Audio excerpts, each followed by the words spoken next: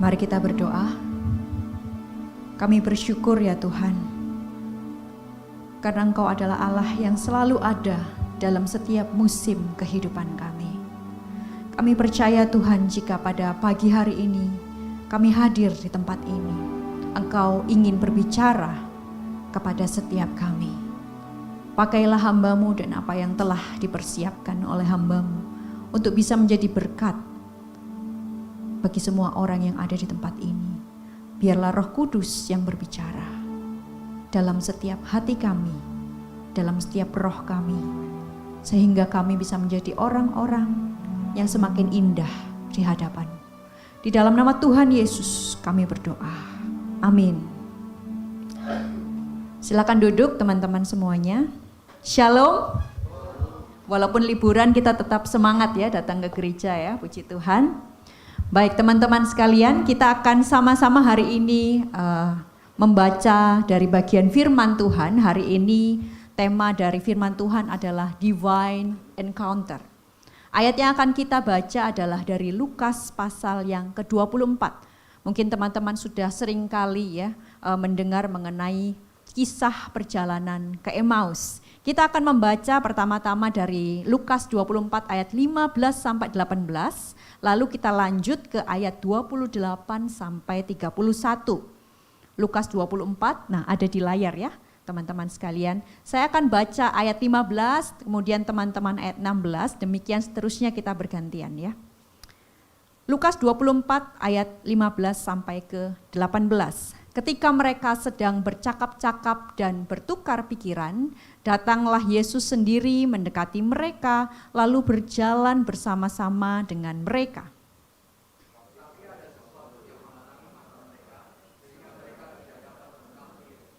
Yesus berkata kepada mereka, "Apakah yang kamu percakapkan sementara kamu berjalan?" Maka berhentilah mereka dengan muka muram.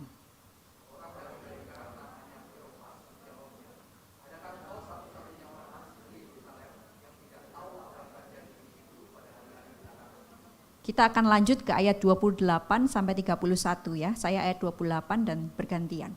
Mereka mendekati kampung yang mereka tuju, lalu ia berbuat seolah-olah hendak meneruskan perjalanannya.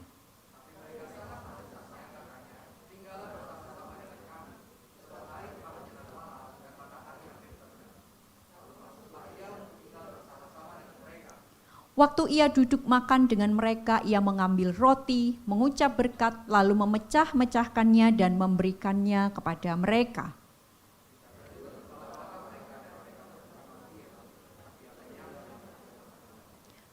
Saudara-saudara, kita mungkin penasaran ketika kita membaca kisah ini ya. Pertama-tama dikatakan bahwa ada dua murid yang bertemu dengan Yesus, tetapi mereka tidak dapat mengenali Yesus. Mungkin kita bertanya-tanya, mengapa sih kok mereka tidak bisa mengenali Yesus? Bukankah Yesus adalah guru mereka? Alkitab mengatakan pada ayat yang ke-16, kenapa mereka tidak bisa mengenali Tuhan Yesus? Karena ada sesuatu yang menghalangi mata mereka. Apakah yang menghalangi mata itu? Dan siapakah yang menyebabkan mereka tidak bisa mengenali Tuhan Yesus? Mungkin yang menghalangi ini bisa jadi ya, salah satu aspeknya adalah dari diri mereka sendiri. Pada saat itu mereka habis ditinggal mati seorang yang mereka kagumi, yang mereka percaya sebagai Mesias. Mereka ada dalam keadaan bingung, takut, depresi, dan trauma. Kadang-kadang kalau kita mengalami perasaan-perasaan seperti ini, kita tidak bisa fokus ya melihat apa yang di depan kita, pandangan kita semuanya blurred ya. Karena kita fokus kepada perasaan-perasaan yang ada dalam hati kita. Murid-murid pada saat itu mengalami trauma yang mendalam atas kematian Yesus. Tapi kalau kita pikir-pikir, apakah halangan ini atau alasan ini cukup ya untuk menjawab bahwa dua orang itu tidak mengenali Tuhan Yesus bukan hanya 1-2 jam, tapi dari pagi sampai malam, perjamuan malam, mereka sama sekali tidak bisa mengenali Tuhan Yesus. Apakah hanya karena alasan mereka sedang trauma dan depresi membuat mereka tidak bisa mengenali Tuhan Yesus dalam kurun waktu yang cukup panjang? Oleh sebab itu ada alasan yang kedua, mengapa mereka tidak bisa mengenali Tuhan Yesus. Karena bisa saja yang menghalangi mata mereka itu datang dari Tuhan. Artinya Tuhan memang ingin menyamar dan Tuhan ingin datang sebagai God incognito. Tuhan yang menyamar. Dia tidak ingin datang langsung sebagai Tuhan yang bangkit, tapi ia ingin datang sebagai a stranger. Nah, tapi ngapain ya Tuhan Yesus harus datang sebagai penyamar gitu ya? Apa tujuannya? Yang pertama kita melihat adalah dimulainya sebuah percakapan, conversation. Ketika Tuhan Yesus datang kepada dua murid, apa yang dia tanyakan pertama kali? What are you talking about? Apa yang sedang kalian bicarakan? Kita melihat tujuan pertama, Yesus datang bukan langsung sebagai Tuhan yang Maha Kuasa, tetapi sebagai God incognito, adalah untuk memulai sebuah percakapan dengan murid-muridnya. Jika Tuhan Yesus langsung datang sebagai Allah yang maha kuasa, maha tahu, maha segalanya, maka tidak perlu dimulai sebuah percakapan. Percakapan langsung selesai. Murid-murid akan langsung menyembah Dia dan percaya atas kebangkitannya. Tetapi di sini kita melihat ternyata Tuhan ingin sebuah percakapan. Conversation, a deep conversation. Sebuah percakapan yang membongkar semua isi dari pikiran dan perasaan murid-murid itu apa adanya. Ternyata di sini Tuhan ingin mendengar keresahan mereka, kebingungan mereka, bahkan kebodohan dari murid-murid. Ia ingin merangkul dan menyahabati dua orang ini. Saudara, inti dari inkarnasi Kristus adalah perangkulan dari yang maha kepada yang bodoh, kepada yang hina, kepada yang lemah, kepada yang depresi, kepada yang lelah, dan kepada yang berdosa. Dan ini tidak berubah pasca kebangkitan. Kebangkitan bukanlah sebuah peristiwa yang hanya dilihat sebagai festival kuasa Allah, demonstrasi dari kuasa ilahi yang spektakuler, di mana kuasa Allah dengan begitu supranatural membangkitkan Kristus. Tetapi kebangkitan juga harus dilihat dari perspektif demonstrasi imanensi Allah. Bahwa Ia adalah Allah yang menginginkan sebuah conversation, sebuah relasi. Relasi yang bukan hanya Tuhan dan umat, tetapi adalah relasi Immanuel. Aku beserta dengan kamu. Saudara, momen kebersamaan Tuhan dengan manusia pasca kebangkitan ditunjukkan dengan sebuah percakapan. What are you talking about? What are you thinking about? Why are you looking so sad today? Why are you looking so depressed? I am here, aku di sini, and I hear you, aku mendengarmu. Saudara, di zaman sekarang ada nggak sih yang benar-benar mendengarkan kita? Ada yang mendengarkan kita hanya untuk mengkritik kita. Ada yang mendengarkan kita pada ujung-ujungnya hanya untuk menghakimi kita. Ada juga yang mendengarkan supaya dirinya merasa, aku ternyata beruntung ya, tidak seperti dia. Agar dia merasa lebih baik. Tapi adakah yang benar-benar mendengar kita?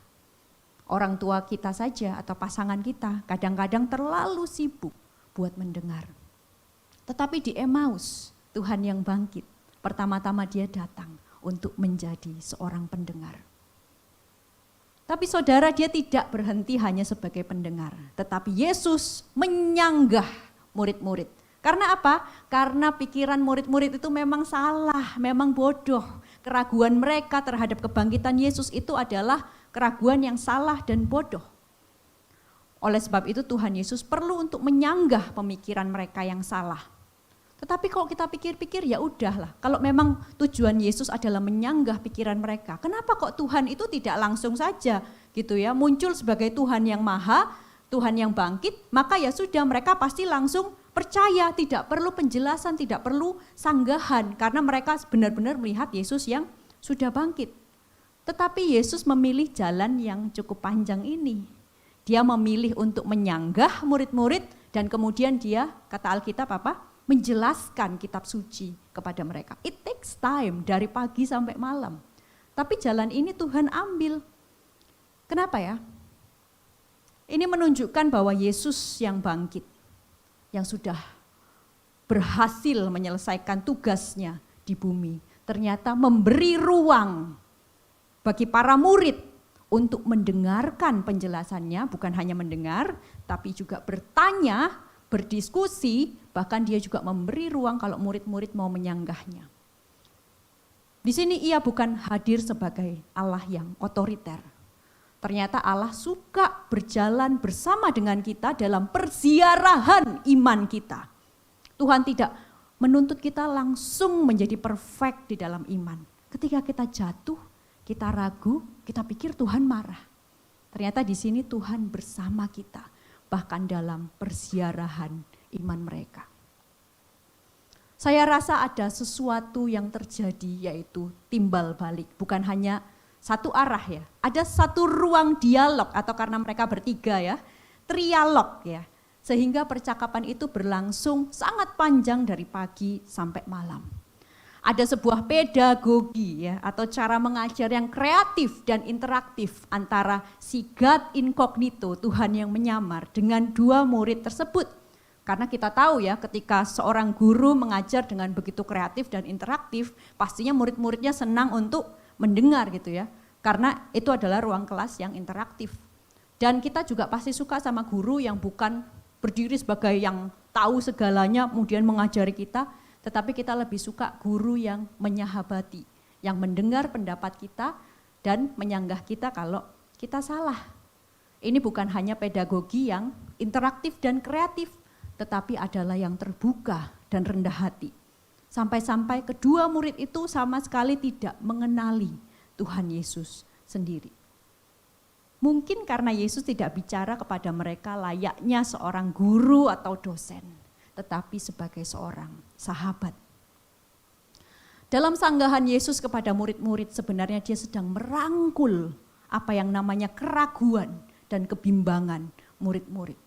Yang menarik di sini saudara, dia tidak mengutuk keraguan murid-murid, tetapi ia menemani murid-murid dalam kebingungan mereka. Yang pada saat itu sedang jatuh banget karena kematian Tuhan Yesus.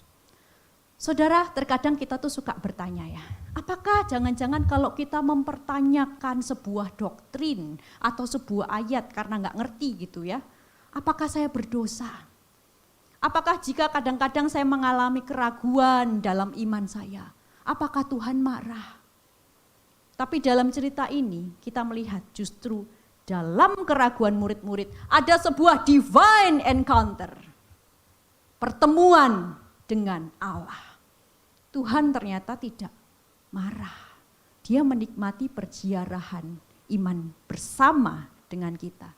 Dia menemani tiap keraguan, tiap pertanyaan, tiap sanggahan. In fact, he enjoy saat-saat itu. Karena berarti pada saat itu kita bersedia untuk belajar lebih lagi dari dia. Kita belajar bahwa hari ini dalam keraguan kita pun, dalam pertanyaan-pertanyaan kita, sedang ada God incognito, di mana ia selalu siap menyanggah pikiran kita jika kita salah dan menyesatkan. Kita semua mungkin di sini percaya dengan perseverance of the saint ya. Keselamatan itu tidak mungkin hilang karena Allah memegang ya tangan kita, keselamatan kita. Nah, bagi kita yang percaya itu masa sih kita nggak percaya bahwa ia mampu menyanggah pikiran-pikiran kita yang menyesatkan? Dan pada saat bertanya bersamaan, bukankah dia selalu mengizinkan kita untuk bertanya? Anselmus pernah mengatakan, faith seeking understanding. Seeking ada kata mencari. Berarti kalau ada kata mencari selalu ada pertanyaan yang mengawalinya. Kalau nggak ada pertanyaan kita nggak akan mencari. Kita akan statis. Tetapi kalau kita bertanya justru kita mencari pengertian. Dengan iman tentunya. Saudara, divine encounter tidak berhenti pada mode incognito-nya Tuhan. Berlanjut kepada moment of truth. Yaitu ketika murid-murid mengajak orang asing tadi God incognito untuk makan malam. Di sini terjadi momen kedua dalam divine encounter, yaitu momen penyingkapan, revelation. Di sini Yesus menyingkapkan kepada mereka identitasnya melalui trademark-nya Tuhan Yesus, ritual yang dilakukannya pada saat perjamuan malam, yaitu ia memecah-mecahkan roti dan mengucap syukur. Tapi saya rasa bukan hanya itu yang membuat tiba-tiba murid-murid mengerti bahwa itu Yesus. Karena semua orang bisa melakukan hal yang sama kan.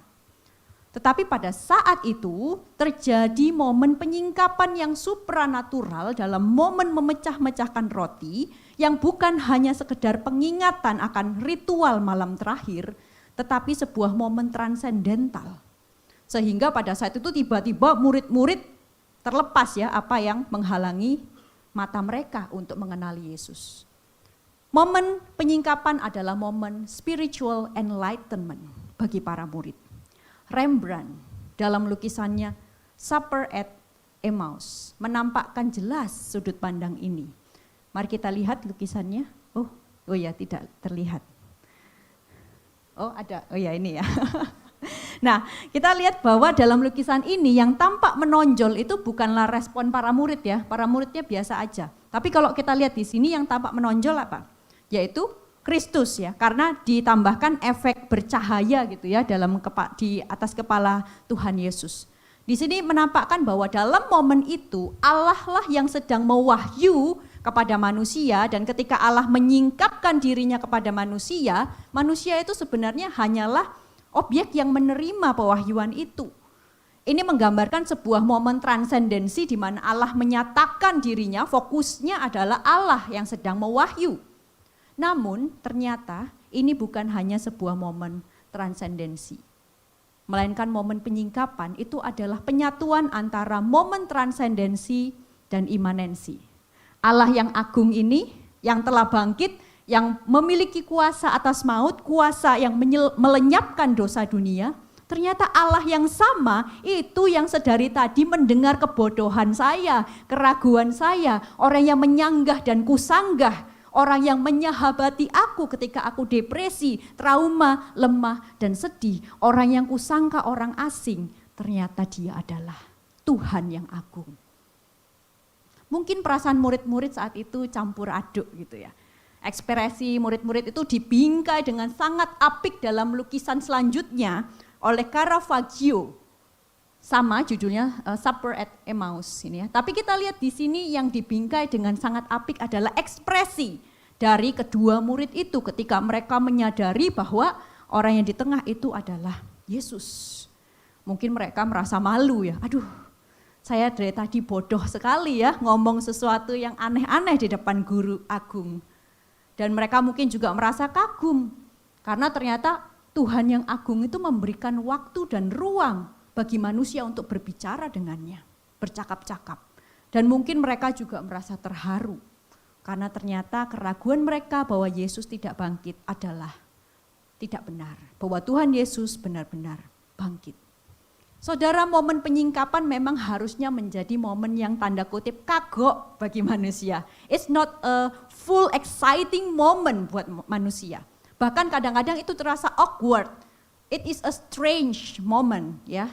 Karena di dalamnya terjadi sebuah dialektika antara imanensi dan transendensi Allah. Di mana dalam momen yang sama kita secara bersamaan merasa bahwa kita adalah orang yang holy sekaligus sinful. Martin Luther pernah mengatakannya, orang percaya adalah simul justus et peccator. Yang secara bersamaan adalah orang yang dibenarkan tapi juga adalah orang yang berdosa. Momen penyingkapan itu sangat khas di dalam kekristenan. Dan saya rasa hanya kekristenan yang bisa menggambarkan momen yang begitu luar biasa ini. Dalam hidup kita sebagai orang Kristen, sebenarnya kita selalu hidup dalam momen penyingkapan. Dalam dialektika antara jatuh bangun dalam iman, holy sinful, bingung yakin, ragu beriman. Momen dialektika ini justru mencirikan penyingkapan. Artinya orang yang terwahyukan itu ya, bukan berarti dia tidak pernah jatuh dalam iman, bukan berarti dia nggak pernah ragu. Tetapi terus terjadi dialektika dalam kehidupannya.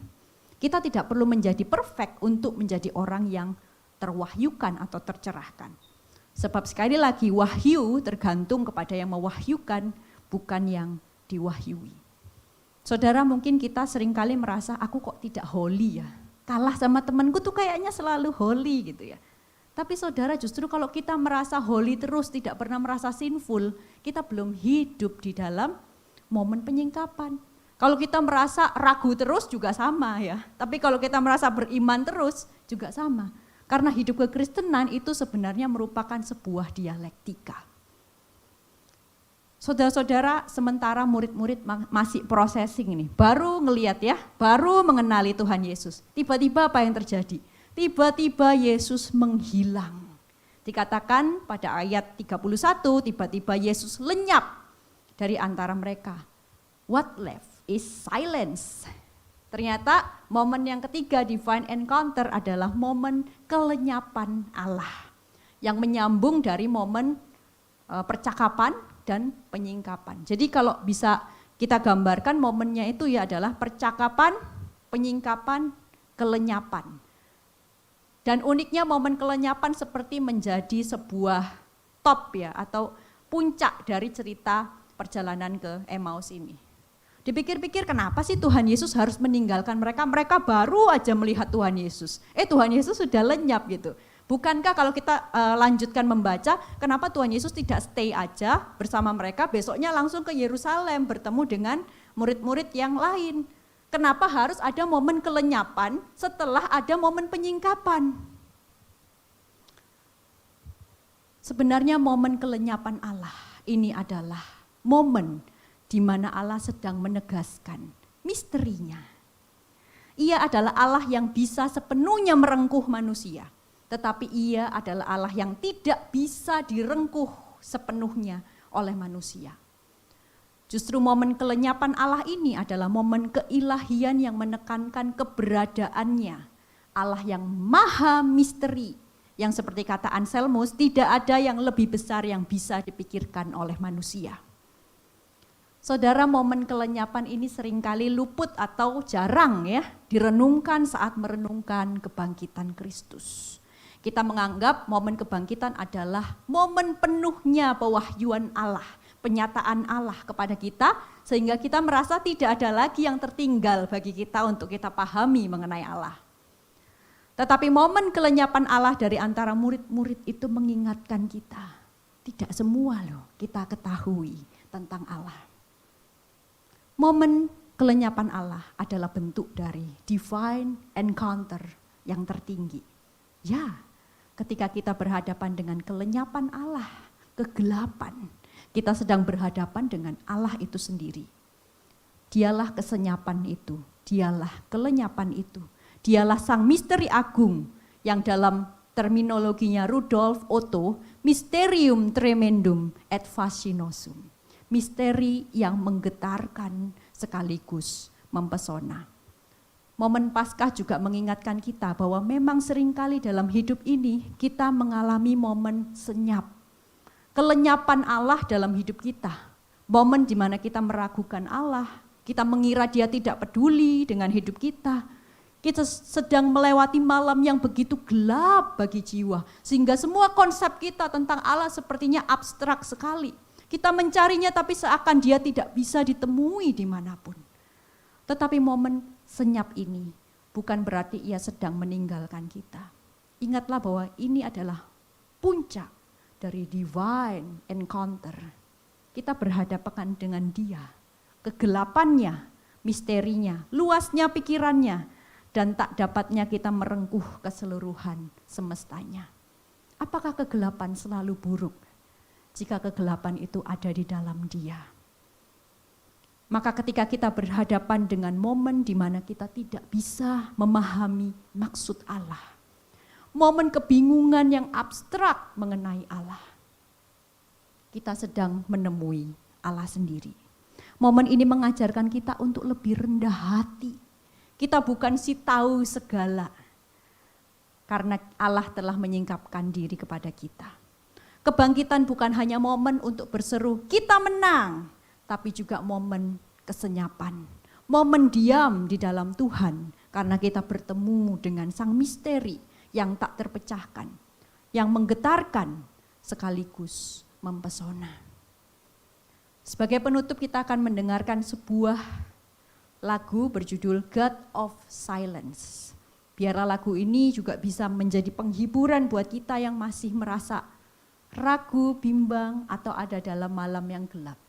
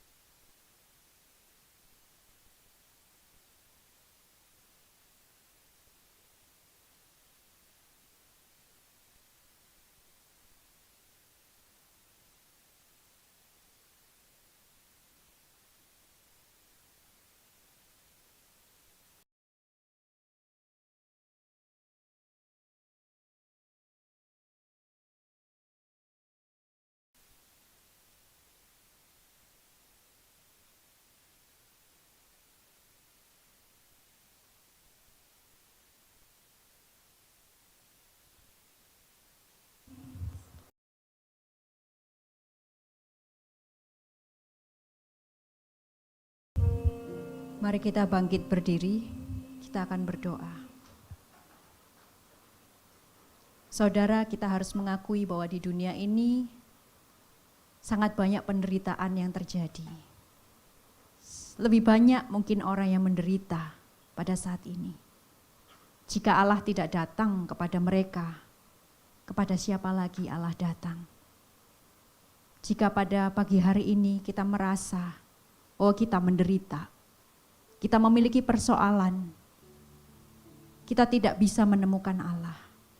Hari ini Tuhan datang. Dia ingin memulai percakapan dengan kita. Dia ingin bertanya, ada apa anakku? Apa yang sedang kamu pikirkan? Dan jika pada pagi hari ini kita belum bisa melihat terangnya, melainkan hanya kegelapan, kita menyadari bahwa kegelapan itu juga adalah bagian dari dirinya. Karena tidak ada satupun yang ada di luar izinnya, di luar rencananya, di luar kehendak dan ketetapannya. Saya memberikan waktu kita berdoa secara pribadi mungkin 2 menit, dan saya undang Ko Johan untuk menutup firman Tuhan pada pagi hari ini.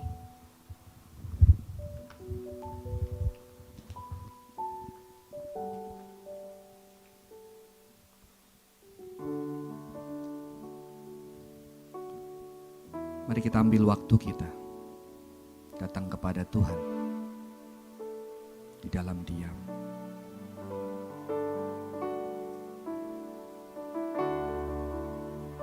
Percaya Engkau ada dalam kelam, Engkau beserta, Kau menjaga takkan lelah, penyelamat Engkau sempurna. Ku percaya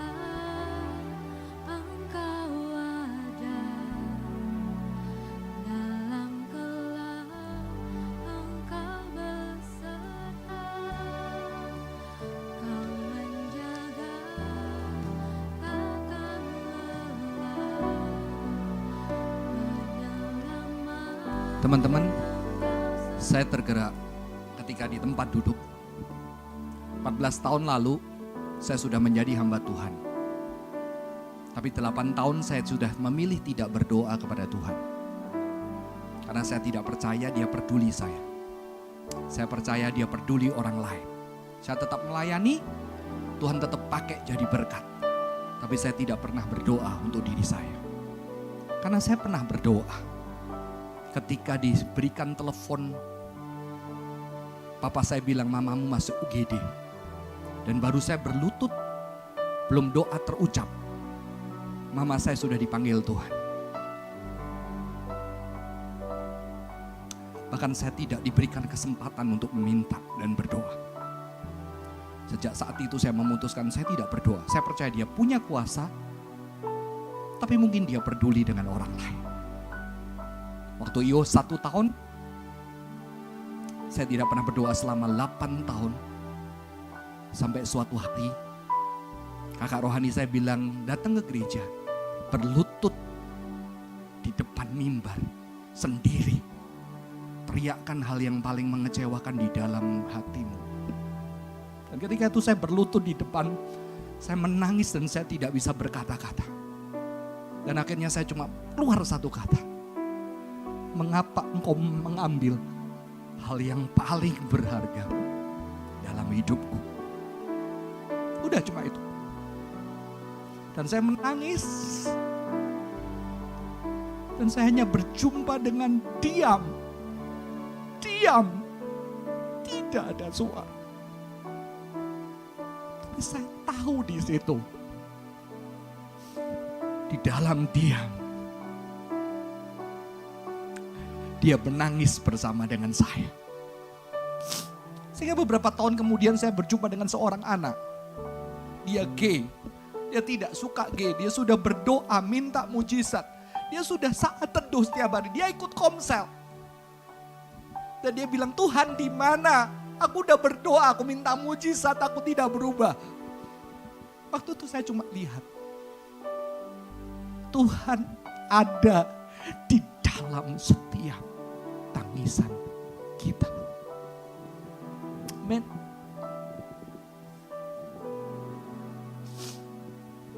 Mari kita datang di dalam Dia.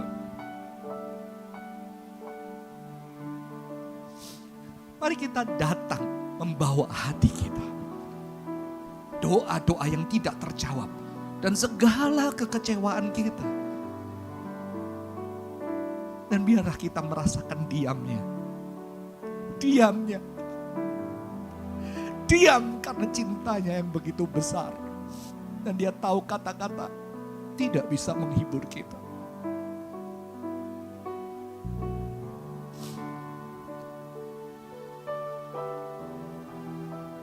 Tuhan, ini kami, Tuhan, terima kasih untuk hamba-Mu yang sudah menyampaikan firman-Mu. Dan biarlah kami ada di dalam persiarahan perjalanan hidup iman kami, kisah kami, luka kami, kekecewaan kami. Setiap kami berbeda. Dan biarlah kami berani rentan di hadapan Tuhan. Jujur sebagai manusia yang kadang ragu, kerap kali ragu, marah, kecewa. Bahkan kadang Tuhan, kami mengumpat di hadapan Tuhan. Tapi kami tahu, kami berjumpa dengan Allah yang bisa merengkuh segala kekecewaan, kemarahan kami. Dan biarlah kami boleh kembali berjumpa dengan Allah yang misterius.